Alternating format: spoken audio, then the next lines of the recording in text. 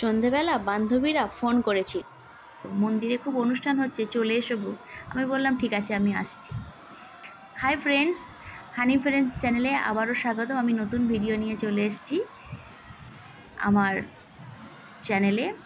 তো আমি ফাইনালি মন্দিরে চলে এসেছিলাম।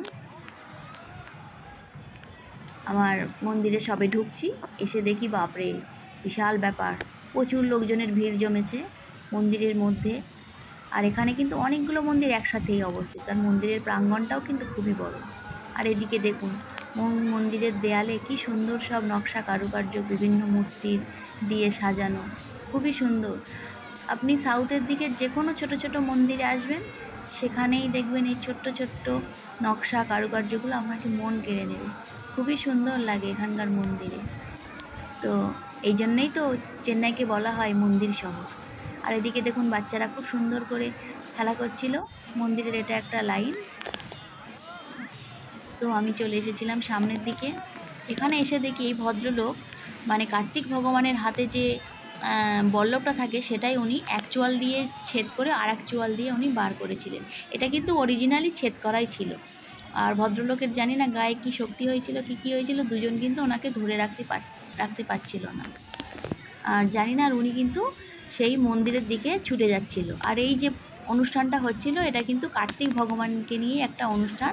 আর হ্যাঁ, এখানে কার্তিক ভগবানকে কিন্তু কেউ কার্তিক ভগবান বলে না, মুরগাপ্পা স্বামী বলে, জানেন তো। আর এই মুরগাপ্পা স্বামীরই একটা অনুষ্ঠান ছিল।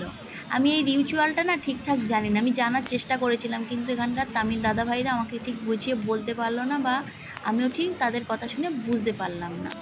তো আমি এই রিচুয়ালটাই দুবার দেখছি।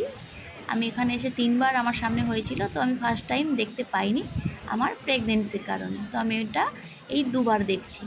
তা আমাদের ওদিকে যেমন ভর হয় না, মনে হচ্ছে ভদ্রলোকের ভরটর হয়েছিল কি না জানি না, ওনাকে এইভাবেই ধরে নিয়ে যেতে হচ্ছিল। আর সবাই খুব চেঁচামেচি করছিল, এমনকি মহিলাগুলোও আচার খাচ্ছিল, কাঁদছিল, আর মন্দিরের দিকে ছুটে ছুটে যাচ্ছিল। এটা কি ধরনের রিচুয়াল আমি জানি না। তো এখানে এটা হয়, খুবই সুন্দর একটা অনুষ্ঠান।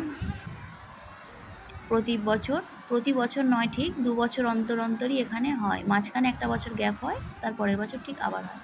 তো ওনাকে ওই চোয়াল থেকে ওই বল্লভটা খুলে দেওয়া হচ্ছিল।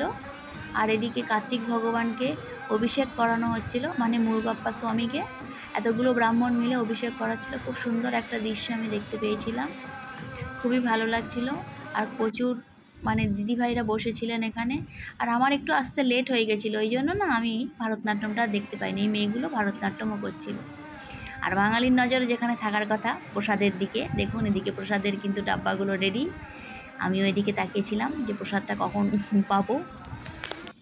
তো ফাইনালি আমরা প্রসাদ পেয়ে গেছিলাম। কেসারি ছিল, সাম্বার রাইস, কার্ড রাইস, চাটনি, পাঁপড়। তো আজকেকার ব্লগটা আপনাদেরকে কেমন লাগলো আমাকে জানাবেন। আজকের মতো